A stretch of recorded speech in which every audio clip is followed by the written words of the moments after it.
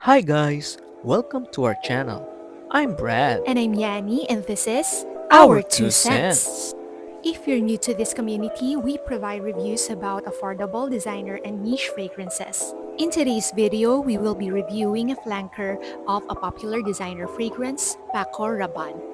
If this is something you would like to hear about, watch Like and and subscribe subscribe na! na. The terms parfum, extrait de parfum, or elixir pertains to oil concentration in perfumes, and it can go as high as 40%. In the case of 1 million flankers, it seems that there are two varieties for these high concentration perfumes as differentiated by their marketing team. One is designated as parfum and the other as elixir. The differences in the scent profile is probably the effect of adjusting the volume of oils and introducing some modifying additive. As with the original 1 million, Elixir's juice is also contained in a tacky gold bar style bottle. We now proceed with the notes listed in the Fragrantica website. We have apple and the vanilla leaves on the top notes.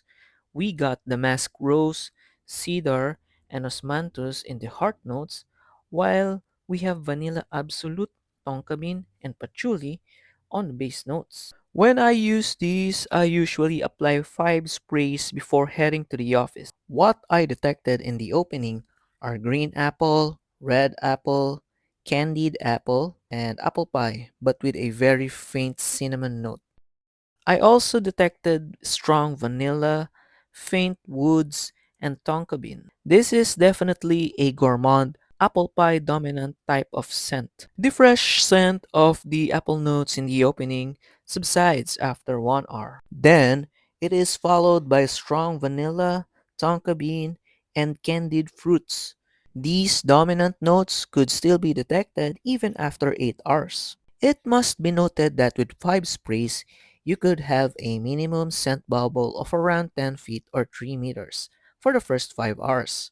This could go higher and definitely a room filler. If I compare this with the original 1 million, the elixir lacks the cinnamon notes, but this is sweeter and denser gourmand perfume. Also, the elixir reminded me of a sweeter and denser YSL Y Le Parfum.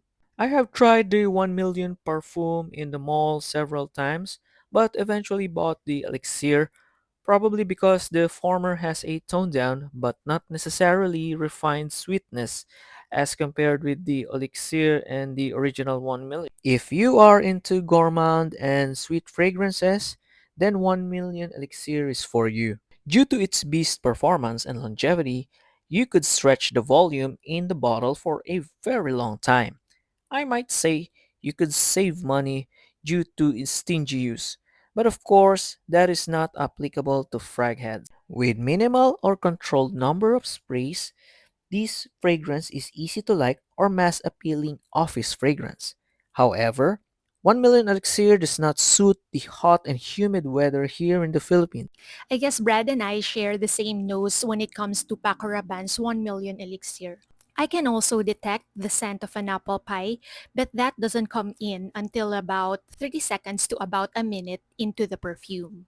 It opens up with green and red apple, the juicy type of green apple that you would like to bite on. And then by the middle portion of it, I start detecting the apple pie that was described by Brad, and with the Damascus rose beginning to kick in by the middle portion or on the heart of this perfume, it begins to feel like you are indulging yourself into an apple pie without cinnamon and then drinking rose tea together with it. The apple pie begins to turn sweet, just the right amount of sweetness and smoothness.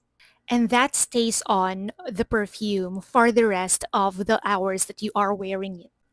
Prior to our review of Y Le Parfum, I haven't really given this perfume much of a thought, mainly because Brad didn't used to wear it a lot. Now, because of the onset of the rainy day season, he has been wearing this perfume a lot more lately.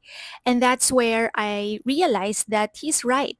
This perfume actually has some sort of resemblance with Y Le Parfum, and they share a lot of the notes which are prominent on both perfumes, such as apple, rose, vanilla, tonka bean, and even cedar.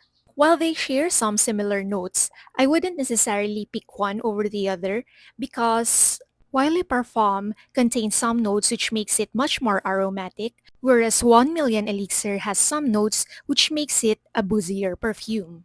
And that concludes our short review on Paco Rabanne's 1 Million Elixir. If you liked this video, please consider subscribing to our channel and don't forget to follow us on our Instagram account. See you on our next video. Bye Bye guys! guys!